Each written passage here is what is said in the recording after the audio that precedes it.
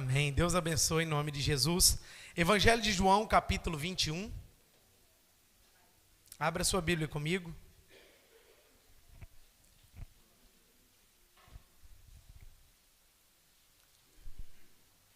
Glória a Deus. Evangelho de João, capítulo 21.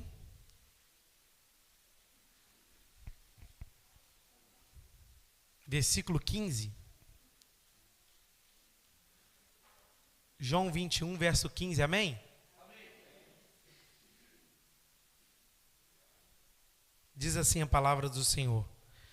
Depois de terem comido, perguntou Jesus a Simão Pedro: Simão, filho de João, ama-me mais do que esses outros? Ele respondeu: Sim, Senhor, tu sabes que eu te amo. Ele disse: Apacenta os meus cordeiros. Tornou a perguntar pela segunda vez: Simão, filho de João, tu me amas?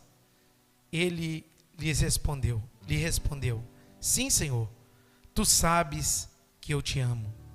Disse-lhe Jesus: Pastoreia as minhas ovelhas. Pela terceira vez, Jesus perguntou: Simão, filho de João, tu me amas? Pedro entristeceu-se, porque ele lhe ter dito pela terceira vez: tu me amas? E respondeu ao Senhor: tu sabes de todas as coisas, tu sabes que eu te amo. Jesus lhe disse: apacenta as minhas ovelhas. Senhor, obrigado pela sua palavra, louvado seja o teu nome, porque nós estamos num culto de portas abertas, sem impedimento algum de cultuar o Senhor. A minha oração é que o Senhor fale conosco, por intermédio da tua santa e gloriosa palavra. Edifica o nosso coração, fortalece a nossa fé. Deus, que o nosso coração possa sair daqui mais apaixonado pelo Senhor.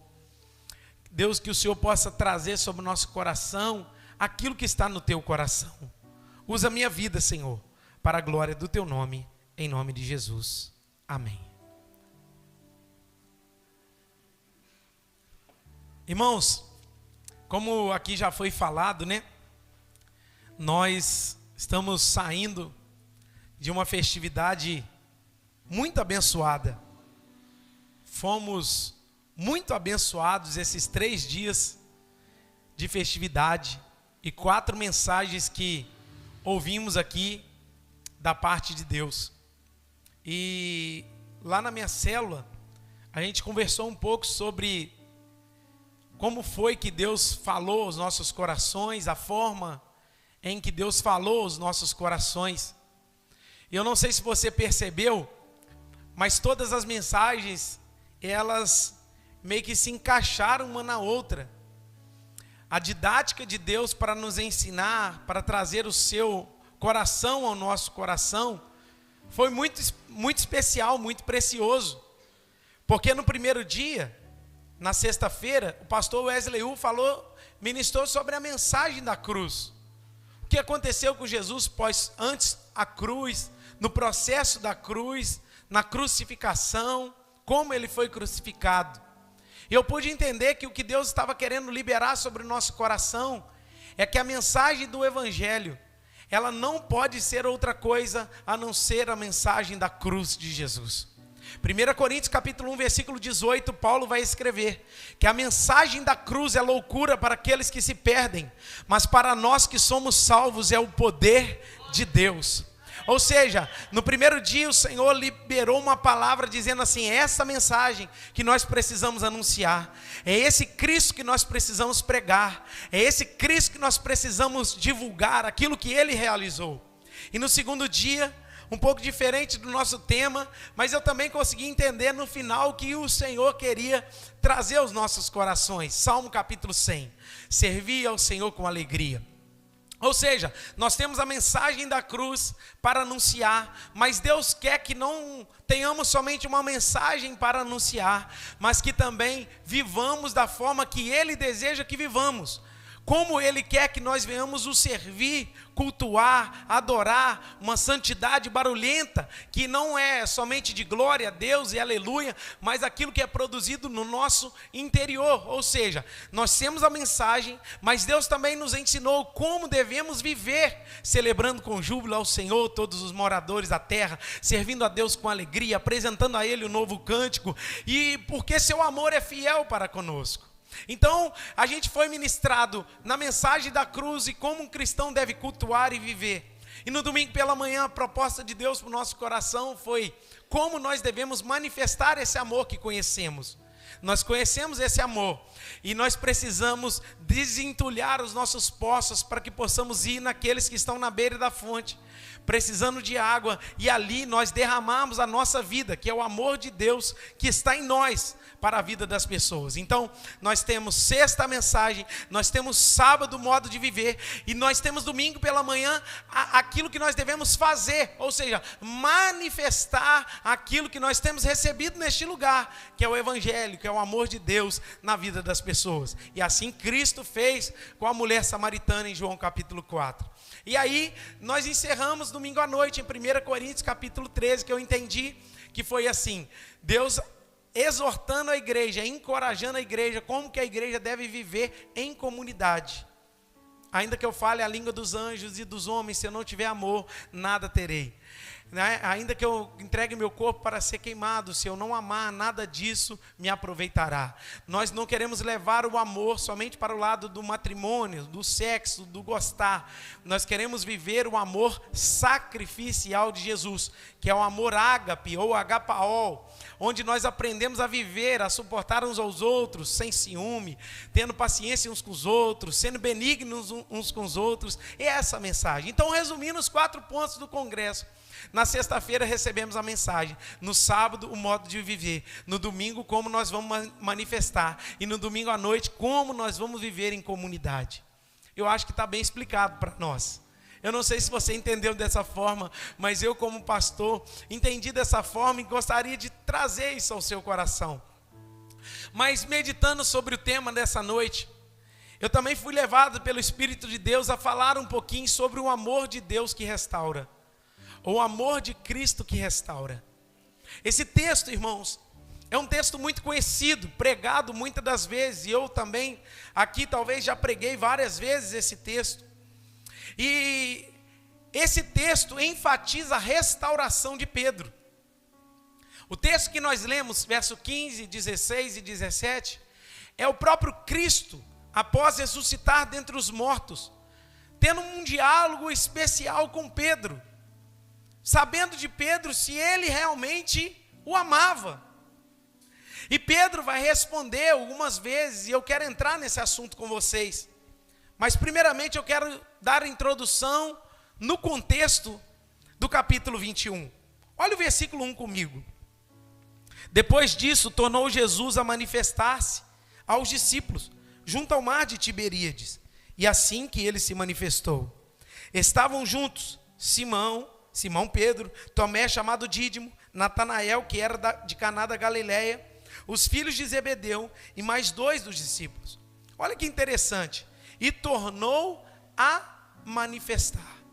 Jesus, ele, no verso 1, o texto aponta que ele manifesta mais uma vez para os discípulos. Ele torna a manifestar. Isso quer dizer que ele já havia se manifestado de uma forma a eles.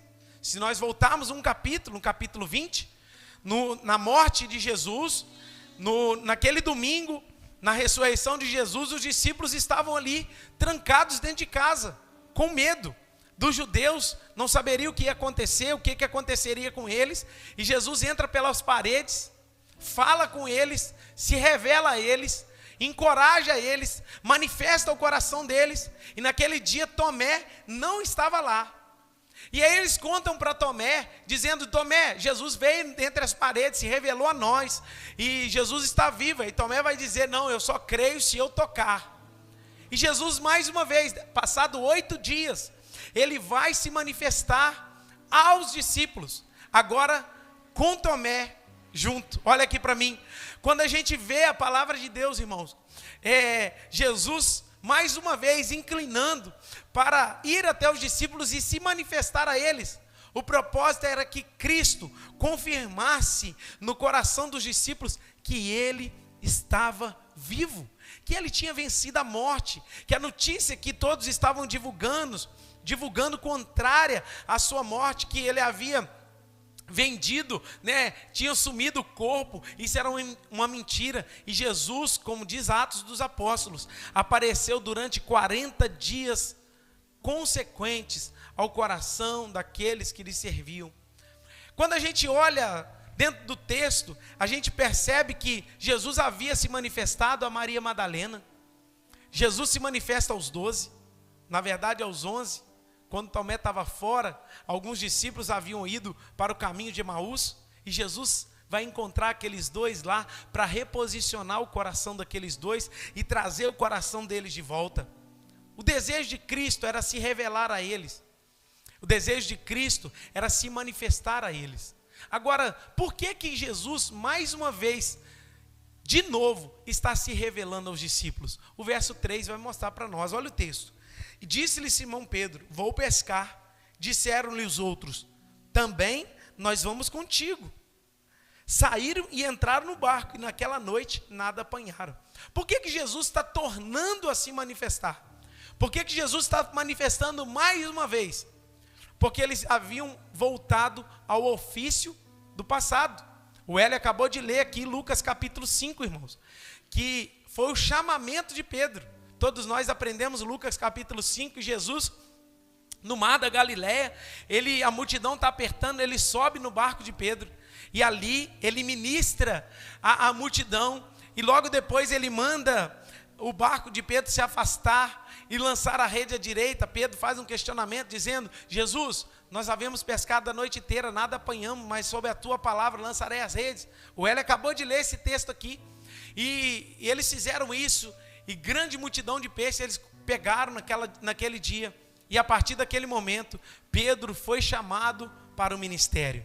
Jesus declara lá em Lucas capítulo 5, a seguinte expressão para Pedro, dizendo: Pedro, a partir de hoje, você não vai pescar mais peixes, você vai pescar homens. Eu estou te dando um chamado, eu estou te dando uma responsabilidade, e essa responsabilidade não é para pescar homens, essa responsabilidade não é mais pescar peixes, e essa responsabilidade é para pescar homens. Você agora tem um chamado, Pedro, você agora tem um ofício, Pedro. Você vai sair das redes naturais e vai pegar redes espirituais. Você vai sair desse barco e vai entrar na minha presença, para que através da minha vida, através daquilo que eu vou fazer em você, você possa colher muitas almas para o meu reino. E assim Pedro fez. Pedro abandona tudo, aqueles dois barcos que se encheram, e começa a seguir Jesus, começa a andar com Jesus, começa a viver a sua vida com Jesus. E quando a gente olha a palavra, irmãos, Jesus, numa noite frustrada de Pedro, ele abandona tudo e volta a pescar. Jesus aqui, ele está se manifestando mais uma vez, porque Pedro havia voltado ao ofício que não era para voltar. Pedro havia voltado aquilo que não era, voltado a fazer aquilo que não era para ele voltar a fazer.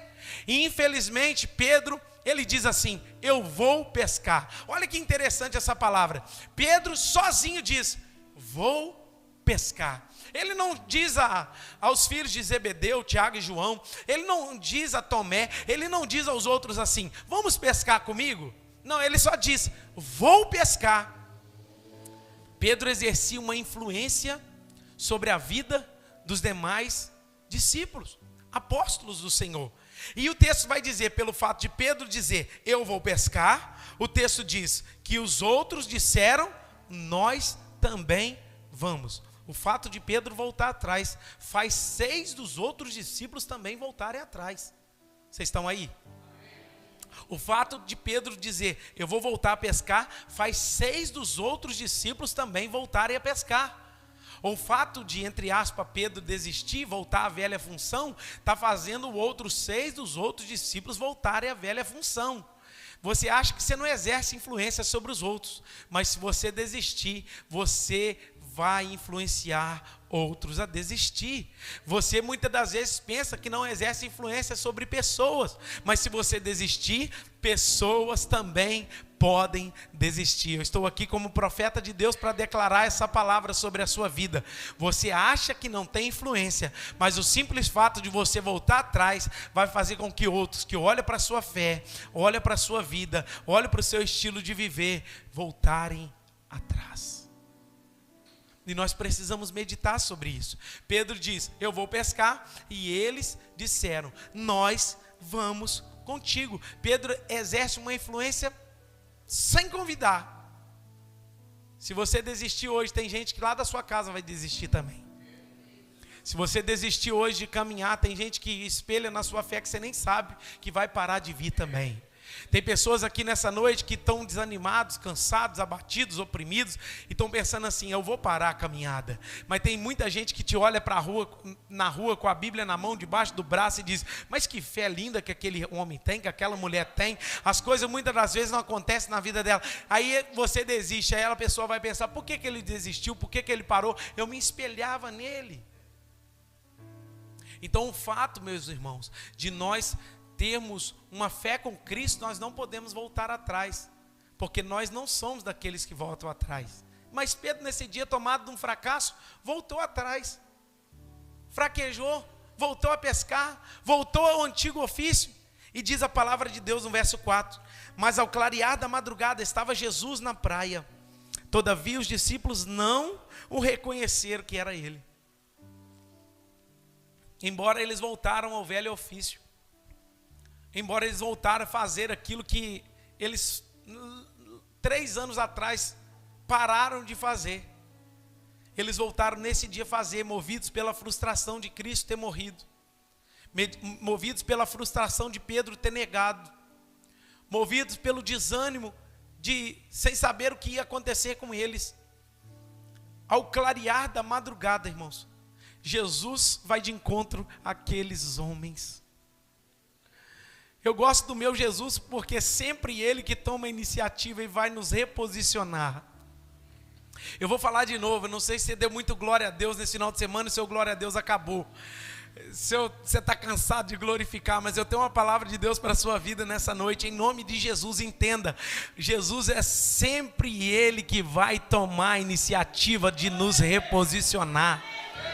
Como assim, pastor? Ah, meu amado, não depende de nós. Muitas das vezes não depende da nossa atitude, mas depende do querer dele, do efetuar dele. Tudo vem dele para a nossa vida. E ele pela manhã vai marcar um encontro com os discípulos. Depois de um tempo de frustração, de desânimo, de sem saber o que ia fazer, o texto diz que ao clarear da madrugada estava Jesus lá. Ele que vai até Adão depois de Adão pecar. Ele que vai a dizer a Caim: cuidado, Caim, o pecado jaz à porta. Ele que vai na porta da caverna dizer a Elias: Elias, o que você está fazendo aí? Ele que envia o profeta Natan na casa de Davi depois de ter pecado e silenciado por 1 ano, e dizendo assim: você pecou, você precisa corrigir isso. É ele que vai atrás de Maria Madalena e se revela a ela. É ele que vai atrás dos discípulos com medo dos judeus dentro de casa, e entra na casa dizendo: eu estou aqui, eu estou vivo. É ele que apresenta novamente a Tomé, dizendo assim: Tomé, você não creu naquele dia, mas eu vim nessa noite me manifestar a você para que você creia. Pode tocar em mim, Tomé, a atitude é minha. É ele que foi encontrar Paulo no caminho de Damasco. É ele que nessa manhã está indo de encontro ao coração dos discípulos, dizendo assim: eu estou aqui, vim encontrar vocês. Ele foi naquela manhã, ao clarear da manhã. Os discípulos haviam pescado a noite toda e nada tinham apanhado. E Jesus está talvez a uma certa distância deles. E eles não conseguem reconhecer. O texto diz no verso 5. Perguntou Jesus: filhos, tem alguma coisa aí para comer? Eles vão responder: não temos nada para comer. Mas o que eu acho interessante, irmãos, é que além de Cristo, de Jesus tomar a atitude de ir, de estar lá na beira da praia, aguardando eles acabarem a pesca, Jesus vai perguntar de uma maneira tão carinhosa com eles, dizendo assim: filhos, vocês voltaram atrás, vocês estão movidos de frustração, vocês estão movidos de incerteza. estão sem esperança. Mas a palavra que Jesus diz a eles: filhos. O que é isso, pastor? Você pode voltar atrás, mas o Senhor ainda continua te chamando de filho. Você pode fracassar e voltar, dar um passo atrás, voltar ao seu velho ofício, querer voltar ao seu velho ofício. Aí Jesus vai, e a maneira carinhosa que Jesus diz é: filhos. Eles voltaram atrás, mas Jesus não tirou a paternidade deles sobre ele. O que a gente pode aprender aqui? Eles continuaram sendo filhos dele. Você tem alguma coisa aí para comer? Eles não têm nada para comer, Cidinha. Eles lançam rede, recolhem rede e nada. Começam a pescar 9 da noite, vai lançando rede, puxando rede. Deu 10 horas da noite, nada. 11 horas da noite, nada. Vai lançando rede, aquele sistema a noite toda. É típico de quem está na contramão. É típico de quem está fracassado. É típico de quem está fora da direção. Se as coisas não começarem a acontecer para você, é porque você está fora do eixo. As portas não estão abrindo, é porque você está fora da direção. As coisas não estão acontecendo porque você está fora da direção. Mas quem é o Deus que fecha essa porta? Deus fecha a porta para você reconhecer que quem abre porta é Ele. Por que eles não acharam peixe a noite toda, pastor Miguel? Porque Deus do alto céu está no controle dos peixes. Cardume, vai para lá. Eles lançam na esquerda, Jesus fala assim: vai para o outro lado, Cardume. Aí vão lançar a esquerda agora que vai dar certo. Aí o texto vai dizer que Jesus, no controle de todas as coisas, irmãos, Ele está perguntando: vocês têm alguma coisa para comer? Eles não têm. Porque eu acredito piamente no meu coração, irmãos, que quando Jesus esconde alguma coisa, ninguém acha. Mas se Jesus revelar alguma coisa também, se Jesus mostrar, ninguém pode esconder. Tudo está sobre Ele, o controle sobre Ele. Vocês têm alguma coisa para comer? Nós não temos nada. Aí Jesus aqui está gerando uma reflexão. Lembra do chamado de Pedro? Lucas capítulo 5, pescaram a noite toda e não pescaram nada. Olha o verso 6. Então lhes disse: lançai a rede à direita do barco e achareis. Está aí, esperando vocês. Agora vocês vão achar. E assim fizeram e já não podiam puxar a rede. Tão grande era a quantidade de peixe. Agora pensa, quantas vezes à direita esses homens lançaram a rede? Durante a noite toda, milhares de vezes talvez. E nada aconteceu. Mas pela ordem de Jesus, é para nos ensinar, irmãos, que nós não podemos andar na força do nosso braço. Tem muito cristão que está lançando rede e nada está dando certo, porque você está andando na força do seu braço.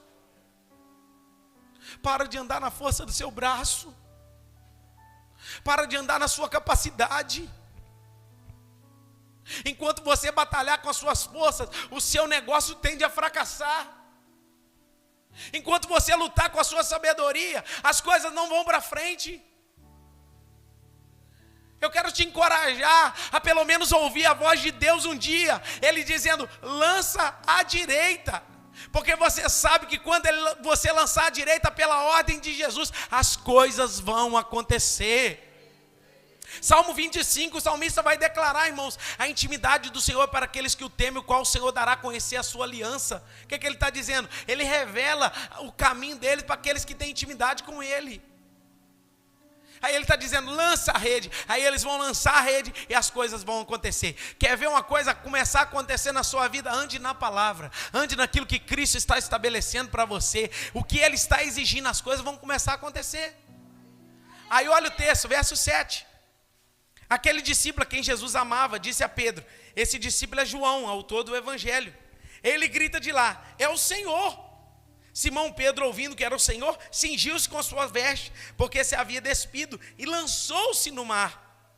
Pedro pula na água, porque ele estava sem veste. O verso 8. Mas os discípulos vieram no barquinho, puxando a rede e com os peixes, porque não estavam distantes da terra, senão quase 200 côvados. Ao saltarem na terra, viram ali brasas em cima peixes, e haviam também pão. Disse-lhe Jesus: trazei alguns dos peixes que acabaste de apanhar. Simão Pedro entrou no barco, arrastou a rede para a terra, cheia de 153 grandes peixes, e não obstante serem tantos, a rede não se rompeu. Disse-lhe Jesus: vinde, comei. Nenhum dos discípulos ousava perguntar: quem és tu? Porque sabiam que era o Senhor. Veio Jesus, tomou o pão e lhes deu, e de igual modo o peixe. E já era esta a terceira vez que Jesus se manifestava depois de ressuscitado dentre os mortos. Irmãos, que coisa extraordinária. Está preparado por Jesus brasas. Jesus fez uma fogueira. Jesus faz as brasas. Ele coloca pão. Ele coloca peixe naquelas brasas.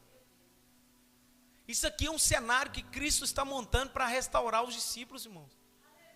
Vocês lembram onde foi Pedro que negou a última vez? Diz o texto que Pedro estava do lado da fogueira se esquentando uma noite muito fria.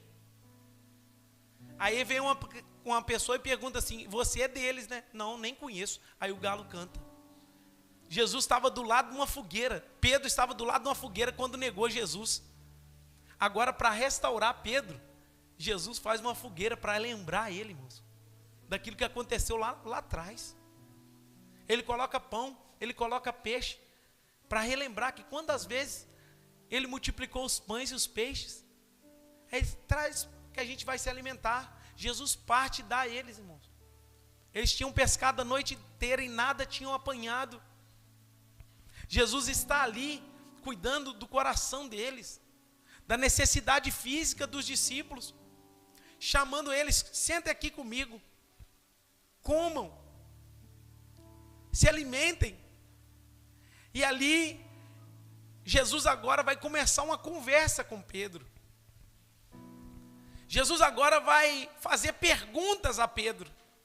E eu fiquei meditando, irmãos, por que Jesus está fazendo a pergunta para Pedro? Por que ele não virou para João, que era o discípulo amado? Por que Jesus não pergunta aos discípulos, mas essa conversa em especial é com Pedro? Porque Pedro em especial precisava de uma restauração. Talvez você entrou nessa casa, em especial é você que precisa de restauração. E talvez essa conversa de Jesus nessa noite é para você que está precisando de uma restauração. E Cristo está mandando te dizer algumas perguntas que ele vai dizer para Pedro. Ele vai começar dizendo: depois de terem comido, verso 15, perguntou Jesus a Simão Pedro: Simão, filho de João, ama-me mais do que esses irmãos ou esses outros? A primeira pergunta, irmãos, de Jesus aqui é sobrenatural. Por que Jesus está se referindo a Pedro? Simão, você me ama mais do que esses outros? Jesus aqui agora está ensinando algo a Pedro. Porque na noite em que Jesus partiu o pão com eles, na última ceia, Pedro estava todo grandão, irmãos.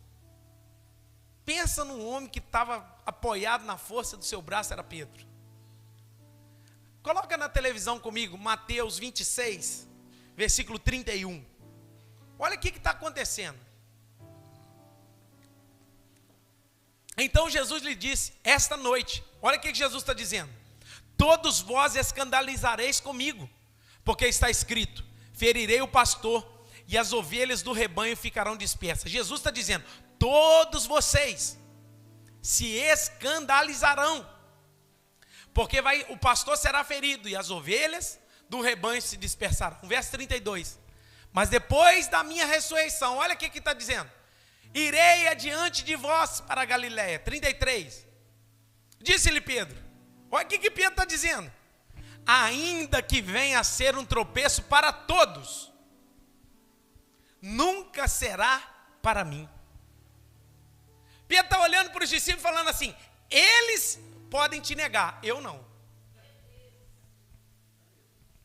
Eles, eu não posso falar por eles, mas eu jamais te negarei. Jesus está falando assim, ó, todos vocês vão fugir, todos vocês vão se escandalizar, todos vocês vão dar no pé. Pedro está dizendo assim, coloca uma vírgula nisso, menos Pedro.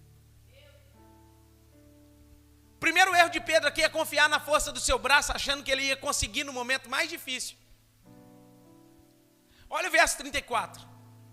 Replicou Jesus, em verdade te digo que nessa noite, antes que o galo cante, tu me negarás 3 vezes. Aí agora é uma profecia de Jesus para Pedro. Pedro, você está confiando muito no seu braço, você está confiando muito na sua força, você está confiando muito na sua sabedoria, você está se colocando acima dos demais. É a mesma coisa, irmãos, chegar alguém aqui e dizer, eu não nego a Jesus. Outro dia nós estávamos numa mesa tomando um café e um rapaz disse assim, se chegar um assaltante aqui agora e falar, quem é servo de Deus morre. Ele falou assim, aí ele me perguntou e disse assim, pastor, qual seria a sua resposta? Eu falei assim, rapaz, eu não posso te falar, que eu não sei na hora o que eu responderia. Ele falou assim, eu estou pronto. Aí um outro irmão que estava na mesa disse assim, rapaz, a gente nega Jesus por muito menos. Não vai negar Jesus com a arma na cabeça? A gente nega Jesus quando a gente fala mentira. A gente nega Jesus quando a gente finge ser um crente, não é? A gente nega Jesus no nosso dia a dia. Quando a gente acessa um site pornográfico, por muito menos, a gente troca Jesus. Então a gente está falando, então esse homem estava confiante, e Pedro aqui nessa noite também estava confiante naquilo que ele pensava. Agora por que Jesus lá em João, na primeira pergunta, Jesus está perguntando, Pedro, tu me amas mais do que eles? Em outras palavras, Jesus aqui ele está equiparando todo mundo, porque lá atrás Pedro estava se colocando acima de todo mundo. Não, eu estou acima deles. Aí Jesus agora está fazendo uma pergunta para Pedro assim, Pedro, você me ama mais do que eles? Você me ama mais do que os outros? Entre aspas, o que Jesus está causando no coração de Pedro aqui, ele está colocando todo mundo no mesmo patamar. Dizendo assim, ninguém aqui tem um amor maior do que o outro. Tem formas de amar. Aí Jesus vai ensinar. Amas mais do que esses outros? Ele respondeu, sim, Senhor, tu sabes que eu te amo. E ele disse, apacenta as minhas ovelhas. Olha o verso 16.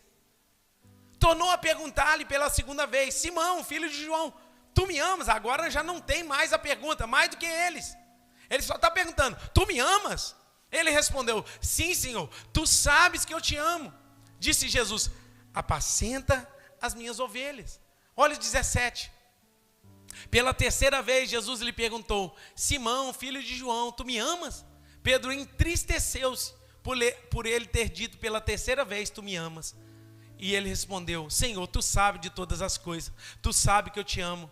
E Jesus disse, apacenta as minhas ovelhas. Aleluia. Irmãos, Jesus está fazendo essa pergunta em especial para Pedro, porque Pedro precisava reafirmar o seu amor por ele. Pedro havia negado 3 vezes. Jesus está fazendo 3 perguntas. Tu me amas? Para quê? Para reafirmar no coração de Pedro esse amor, dar a chance de Pedro de reafirmar esse amor. Só que Pedro, a gente vai entrar nisso ainda, só que Pedro ele responde de forma diferente a qual Jesus estava esperando. A Bíblia diz, irmãos, onde abundou o pecado, superabundou a graça. Jesus está ali trazendo ao coração de Pedro uma reflexão. Jesus está trazendo sobre o coração de Pedro um pensamento que ele havia negado 3 vezes, agora ele está tendo a chance de reafirmar 3 vezes que amava. Porque o nosso Deus assim, ele manifesta a sua graça para nos restaurar. Ele manifesta a sua graça, irmãos, para nos alcançar. Ele manifesta o seu amor para ir de encontro às nossas vidas. Na primeira pergunta, tu me amas mais do que esses? Na segunda pergunta, tu me amas? Na terceira pergunta, tu me amas? E Pedro se entristece, porque tem um ensinamento aqui, irmãos. Embora na tradução, essa palavra tu me amas, na tradução para o português, tem o mesmo sentido, no grego não tem o mesmo sentido. E é interessante a gente observar isso. Volta lá no verso 15. Tem alguns tipos de amor na Bíblia Sagrada. Quando foi traduzida, tem um tipo de amor que é o amor ágape, ou agapaol, que foi ministrado aqui pelo Diniz, que é o primeiro, de 1 Coríntios, capítulo 13. Esse é o amor sacrificial. O amor ágape é o amor de Cristo por nós. O amor de sacrifício. O amor que ele não vê nada além de se entregar, de amar e se entregar. Então esse é o amor que é o amor de Deus para conosco. Mas na Bíblia também tem o amor filéu, que é o amor de afeição, ou amor de amizade. Esse amor está descrito lá em João capítulo 11, quando Jesus chora no túmulo de Lázaro. Aí os judeus vão dizer assim, veja o quanto ele amava. Essa palavra amava lá no grego significa amor filéu. Amava no filéu, que ele tinha afeição por Lázaro. Ele era amigo de Lázaro, ele era amigo da família. Então nós temos o amor sacrificial de Deus, nós temos o amor filéu, que é o amor de amizade. Nós temos um amor que não é descrito na Bíblia, que é o eros, que é erótico, é o que o marido sente pela esposa. E nós temos o amor estorge, que é citado em algum momento na carta de Paulo, que é um amor que se volta para família. É o amor de pai para com filho, é esse tipo de amor. E quando a gente olha aqui, irmãos, a primeira pergunta é assim: Pedro, tu me amas? A primeira pergunta, tu, agapaol, entre aspas, ele está dizendo, tu me amas sacrificialmente? Pedro responde assim, sim, Senhor, eu te amo. Mas ele não responde te amo, agapaol, ele responde filéu, que significa, eu tenho uma afeição pelo Senhor, eu tenho uma amizade pelo Senhor, mas eu não te amo sacrificialmente. Você está entendendo o que eu estou falando aqui? Aí a segunda pergunta, no verso 16, ele vai fazer a mesma pergunta, dizendo, Simão, filho de João, tu me agapaol, ou ágape, tu me amas no amor ágape, no amor sacrificial? E ele responde, Senhor, eu te amo, mas com amor filéu, que é o amor de afeição, de amizade. Ou seja, o meu amor por ti não é igual ao do Senhor por mim. Aí no verso 17 muda. Quando Jesus vai perguntar, irmãos, ele pergunta assim, Pedro, tu me amas? Filéu, agora Jesus abaixa, tu tens afeição por mim? Aí Pedro responde, sim, Senhor, tu sabes. Aí Pedro se entristece, sabe por quê? Porque Pedro entendeu que Jesus precisou abaixar o nível do amor para ele responder aquilo que era necessário. Quem está aqui comigo? Olha que interessante. Agora na terceira pergunta, Jesus está dizendo assim, Pedro, tu filéus, tu tem amor de afeição por mim? Aí ele se entristece dizendo, é esse amor que eu tenho pelo Senhor. Só que, irmãos, o que eu fico impressionado com esse Cristo, o que eu fico impressionado com Jesus, é que ele está medindo, ou provando, ou despertando o amor de Pedro, que não era igual o dele. Ninguém aqui, irmãos, tem a capacidade de amar a Jesus como ele te amou. Será que nós amamos a Jesus como ele nos amou? A ponto de morrer? Um amor sacrificial? Um amor que aponta para o sacrifício? Jesus abaixou o nível de Pedro, dizendo assim: Pedro, tu tens afeição por mim? Aí Pedro se entristece, porque ele teve que abaixar o nível do amor.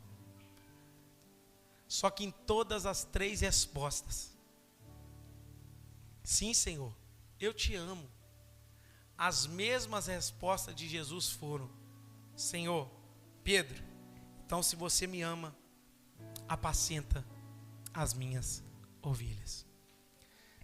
Fale para a pessoa que está do seu lado: se você ama Jesus, o recado dele é: apacenta as suas ovelhas. E aqui eu vou encerrar, aplicando essa palavra para nós. Qual a maior forma de nós demonstrarmos o nosso amor por Jesus? É vindo num congresso e enchendo a igreja e pôr na camisa? Não.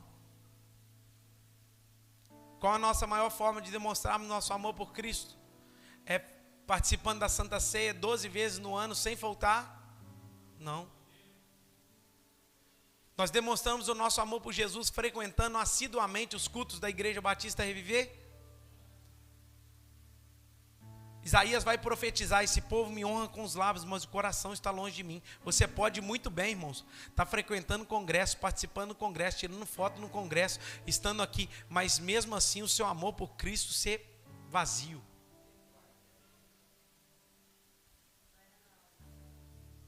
Eu posso estar aqui, irmãos, pregando só pelo fato de querer pregar, para ter status. Tem gente que gosta de microfone só por status, aparecer, mas não ama as vidas a qual eles estão pregando. Eu tenho aprendido algo com Jesus, que antes de eu amar a mensagem, pastor Miguel, eu preciso amar o público no qual está me ouvindo. E antes de eu montar uma mensagem, eu preciso amar o Deus da mensagem. Aquele que morreu por mim, aquele que é dono do meu coração, aquele que verteu o seu amor na cruz do Calvário, o seu sangue foi vertido na cruz do Calvário para me salvar. Como que então que eu revelo o meu amor que eu sinto por Jesus? Não é vindo no congresso, não é participando de algo na igreja, ou sendo líder na igreja. Como é que eu revelo o meu amor por Cristo? É amando as pessoas na quais o Jesus morreu naquela cruz do Calvário. Então, Pedro, se tu me amas, apacenta as minhas ovelhas. Pedro, se tu me amas, apacenta os meus cordeiros. Pedro, se tu me amas, cuida dos meus cordeirinhos. O que Jesus está falando para mim e para você nessa noite, irmãos, é que se nós queremos demonstrar o nosso amor por Cristo, não é participando de ministério, não é frequentando igreja, não é estando no congresso, mas amando as pessoas às quais Jesus morreu naquela cruz. Então antes, presta atenção, antes de qualquer coisa, de querer ministério na igreja, de querer uma função na igreja, de querer envolver com algo na igreja, aprenda a amar gente, aprenda a envolver com gente.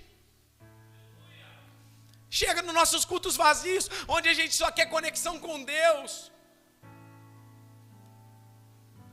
Todo amor que você sente por Deus deve ser derramado nas pessoas. O amor que nós sentimos por Deus não é mensurado pelo glória a Deus que eu dou alto ou baixo, não. O glória a Deus que eu dou é importante, porque eu estou expressando a minha adoração, mas o que revela o seu amor por Cristo é o tanto que você dedica o seu coração, a sua vida, pelas ovelhas de Jesus. Você está disposto a morrer pelas ovelhas de Jesus? E depois Pedro, irmãos, nesse dia aqui, a gente percebe que Pedro não estava respondendo adequadamente o amor sacrificial, mas quando Pedro vai morrer, ele pede para ser crucificado de cabeça para baixo, sabe para quê? Porque ele disse assim, a história diz, eu não sou digno de morrer como meu Senhor morreu, crucificado de cabeça para baixo. Irmãos, eu quero aplicar isso aqui no nosso coração. Ouvimos que a igreja vai crescer, sim ou não? Vocês creem que a igreja vai crescer? Mas não adianta nada, esse lugar só está inchado e nós não amarmos as vidas que aqui entrarem. Não adianta a gente não ter vínculo de amor, afeição. O que Paulo diz aos Filipenses, entranháveis afetos. Você sabe o que é entranhável afeto? É aquilo que sai de dentro, na afeição.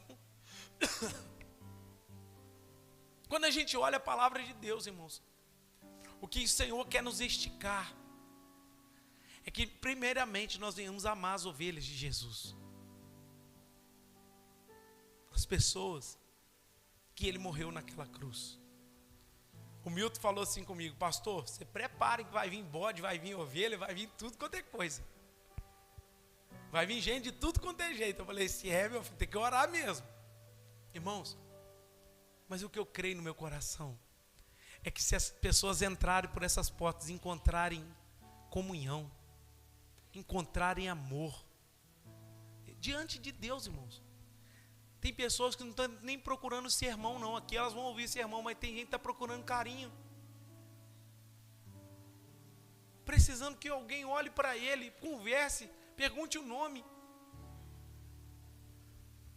E a gente, na nossa rapidez para lá e para cá, como Marta, procurando resolver as nossas coisas para um lado e para o outro, esquecendo do essencial, que é parar um pouco, assentar aos pés de Jesus e derramar o amor de Jesus na vida das pessoas. Eu creio no crescimento dessa igreja. Nós vamos crescer nas células, nós vamos abrir células nos bairros que não tem, nós vamos avançar, nós vamos viver grandes coisas, irmãos. Nós vamos crescer, né? Porque quando a gente fala de crescimento, a gente não fala somente físico. Vinícius até brincou lá no grupo da liderança, quem sabe ano que vem nós vamos estar no templo novo.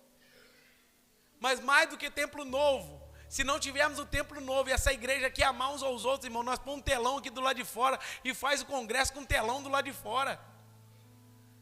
É isso que nós precisamos ter para vivermos e impactarmos a cidade de Miraí. E a minha palavra nessa noite é: Igreja Batista Reviver. Se você ama Jesus, você vai demonstrar esse amor, cuidando e amando as pessoas na qual Jesus morreu na cruz. Fique de pé no seu lugar.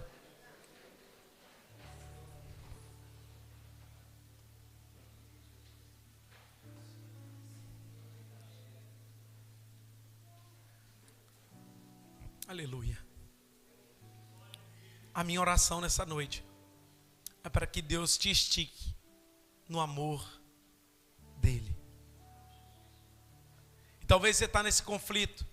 Eu quero conhecer, irmãos, e quanto mais você conhecer o amor de Deus, mais você vai estar disposto a perder a sua vida. Quanto mais você conhecer, porque é quem muito ama, muito é perdoado.